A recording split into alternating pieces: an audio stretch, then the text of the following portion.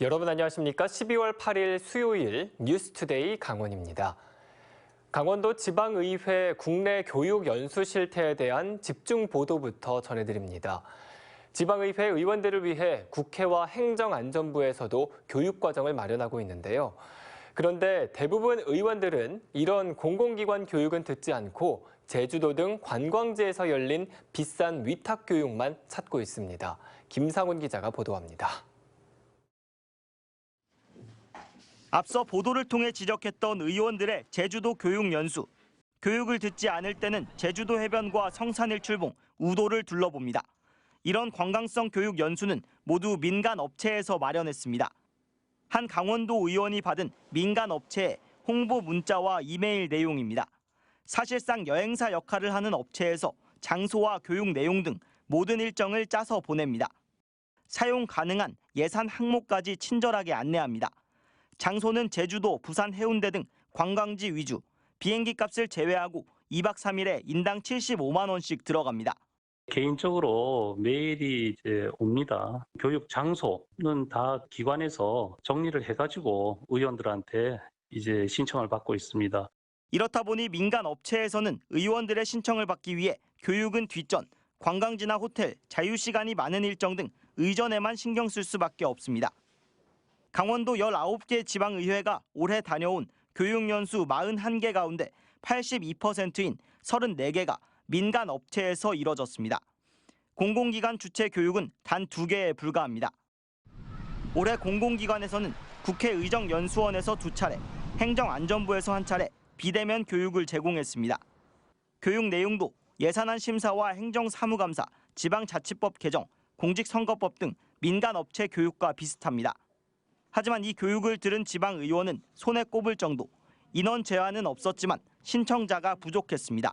이게 비대면으로 진행돼서 그런지 참석도가 좀 저조했었고 전반적으로 제한이 없죠, 원래는. 올해 공공기관 교육을 들은 의원은 강원도에선 10명에 불과합니다. 국회의정연수원 교육 이수 비용은 5만 원. 코로나19 상황에 맞고 예산은 절감하면서 교육의 질도 높다는 게 교육을 들은 의원들의 의견입니다. 제주도 같은 경우에는 한 120 정도 들죠. 그렇기 때문에 예산에서도 많이 전략이 되고 교육적인 측면은 거의 효과는 비슷하고. 유명한 강사들이잖아요. 그 사람들이 하면서 메일 주소랑 다 이렇게 알려주거든. 그래서 궁금한 사항은 다 메일로 하면 답장이 탁탁 해주더라고요. 지방자치 강화로 지방의원들의 전문성 확보가 시급하지만 당사자인 지방의원들은 정부의 지방의정 연수보다는 민간단체 교육 연수 기회만 찾고 있습니다. MBC 뉴스 김상훈입니다. 블랙이글스 군용기 소음 피해 해결을 촉구하며 횡성 주민들이 군부대 앞 1인 시위에 나선 지 만 1년이 지났습니다. 그동안 공군 당국과 주민대책위 사이에 수차례 대화가 진행되기는 했지만 근본적인 입장차는 좁히지 못하고 있습니다. 윤하은 기자가 취재했습니다. 트랙터와 트럭, 승용차 등 수십 대가 공군 부대 앞으로 모여듭니다. 차량마다 블랙이글스 해체, 군용기 소음 피해 해결을 촉구하는 현수막을 내걸었습니다. 공군 고개비행팀 블랙이글스의 훈련 소음과 환경오염 문제 해결을 촉구하며 주민들이 차량 시위에 나선 겁니다. 시끄러워 못 살겠다! 블랙이글 해체하라!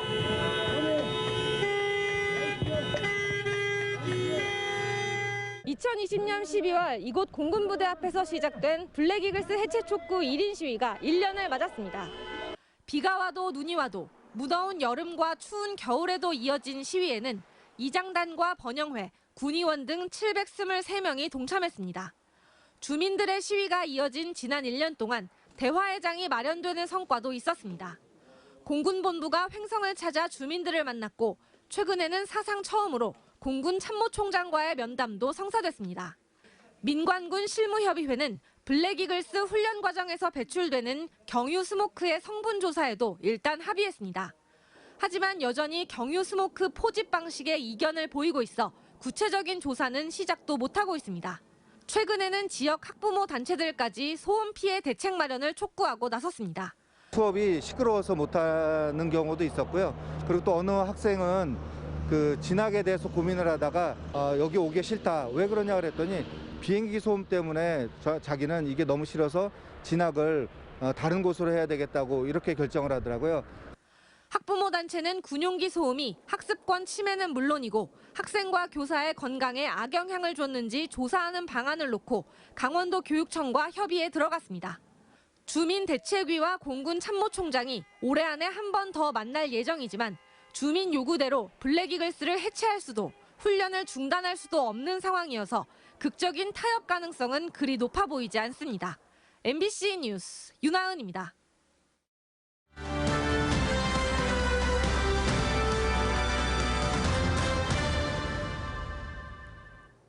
춘천 MBC가 보도한 문제점이 개선됐는지 다시 확인하고 점검하는 새로 고침 시간입니다. 올해 초 강원도가 초등 돌봄센터를 설립해놓고 도청 공무원 자녀만 받아서 특권 시설이라는 논란이 계속됐는데요. 강원도가 결국 빗장을 풀기로 했는데 어떻게 바뀌고 또 남은 과제는 무엇인지 허주희 기자가 취재했습니다. 강원도청 제2청사의 범위고미 돌봄센터가 문을 연 건 올해 4월입니다. 강원도는 전국 광역자치단체 최초의 초등 돌봄센터라고 홍보했습니다. 우리나라의 가장 큰 위기 요인인 저출산 고령화 문제를 극복하는 하나의 계기를 만들 수 있기를 기대합니다. 하지만 도청 공무원 자녀 외엔 들어갈 수가 없습니다. 설립 비용 11억 4천만 원을 포함해 한 해 3억 8천만 원의 운영비 중 90%가 국비와 도비로 들어가는데도 일반 가정은 이용할 수가 없었던 겁니다. 이렇다 보니 정원 100명 중 월 평균 이용 아동은 30명대에 머물렀습니다. 비판이 계속되자 강원도는 결국 내년 1월 1일부터 입소 대상을 확대하기로 했습니다. 한부모 가정이나 맞벌이, 다자녀 가정의 초등 1에서 3학년 자녀로 도청 직원이라는 단서를 모두 뺐습니다. 입소 대상을 맞벌이 가정 등 돌봄 취약계층으로까지 저희가 확대 개방함으로써 아이 돌봄의 사회적 책임을 저희가 강화해 나갈 계획입니다. 이제 일반 가정도 매월 10만 원만 내면 오후 7시까지 숙제와 놀이는 물론 간식까지 제공받을 수 있게 됐습니다. 이렇게 범위고미 돌봄센터 논란은 일단락됐습니다. 하지만 강원도의 열악한 초등 돌봄 문제는 해결될 기미를 보이지 않고 있습니다. 교육부와 지자체가 열쇠를 쥐고 있지만 먼저 적극적으로 나서지 않고 있기 때문입니다. 코로나19로 돌봄 문제가 시급한 현안으로 떠오르면서 막대한 예산을 들여 돌봄 시설을 짓는 것보다 학교 공간을 이용하는 게 현실적이라는 제안이 설득력을 얻고 있습니다. 오후 5시에 끝나는 돌봄 시간을 7시까지 2시간 늘리고 방학 중에도 운영될 수 있도록 인력과 비용을 교육청과 지자체가 분담해서 지원하는 방식입니다. 학교가 문을 닫는 오후 5시 이후 안전 문제는 보안관을 추가 시간만 더 배치해 해결하면 된다는 겁니다. 지자체와 도교육청이 서로의 책임이라고 미룰 것이 아니라 오후 7시까지 그리고 방학 중에 안정적인 돌봄을 해결해 주는 것이 출산율도 높이는 것이고 초등 돌봄이 사회적 문제가 된 상황에서 이제는 교육청과 지자체가 머리를 맞대고 문제를 해결하려는 노력이 급선무가 되고 있습니다. MBC 뉴스 허주입니다. 석탄 화력발전소가 가동 중이거나 건설되고 있는 지역에 사는 주민들은 대부분 석탄 발전소의 조기 폐쇄를 원한다는 설문조사 결과가 나왔습니다. 전국의 탈석탄 단체들은 동시 기자회견을 열어 석탄 발전소 조기 폐쇄의 필요성을 알리고 대선 후보들에게 관련 공약을 마련해달라고 촉구했습니다.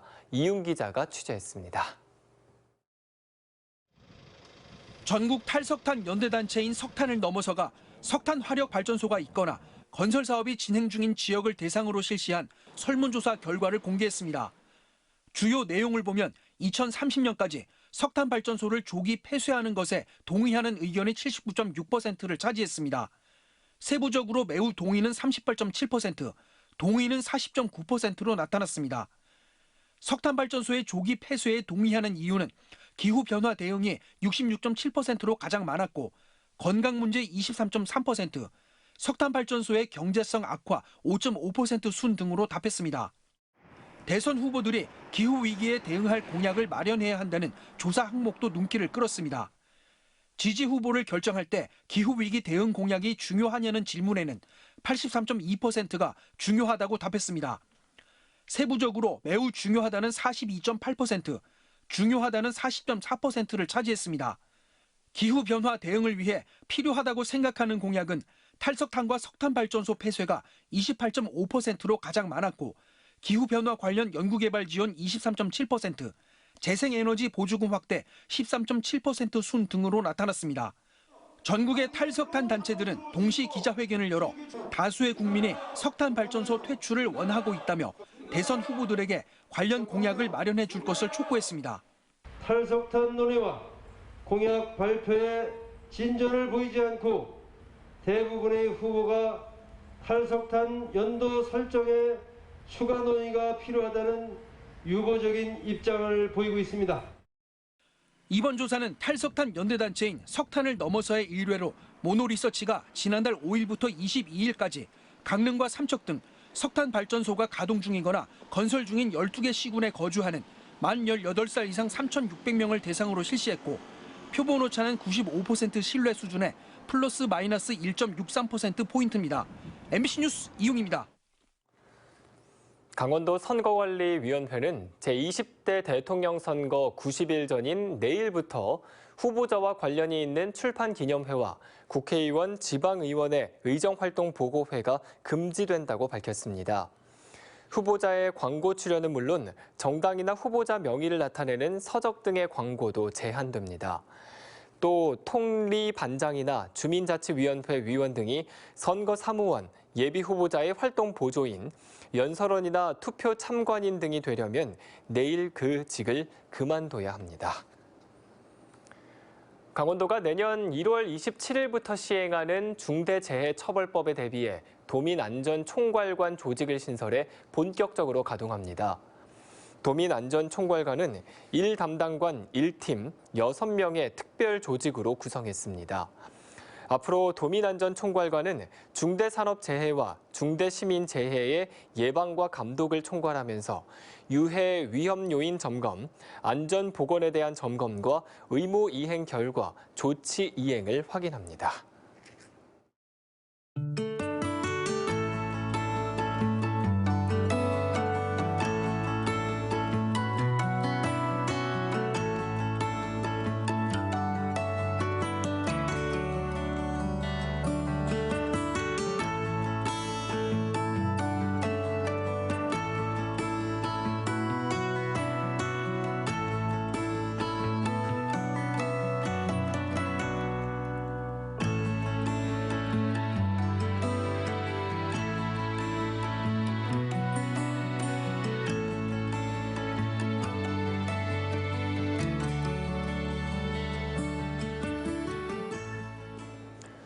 강원FC가 K리그1 잔류에 성공하면 승강 플레이오프 홈경기 입장료를 팬들에게 돌려줍니다. 강원FC는 오늘 오후 7시 대전 하나시티즌과 승강 플레이오프 1차전 원경 경기에서 오는 12일 강릉에서 2차전을 치릅니다. 1부 리그 잔류가 확정되면 티켓 예매처인 인터파크를 통해 2차전 입장료를 전액 환불해주는 이벤트도 펼칩니다. 최용수 감독은 반드시 1부 리그 잔류를 이뤄낼 수 있도록 최선을 다하겠다고 각오를 밝혔습니다.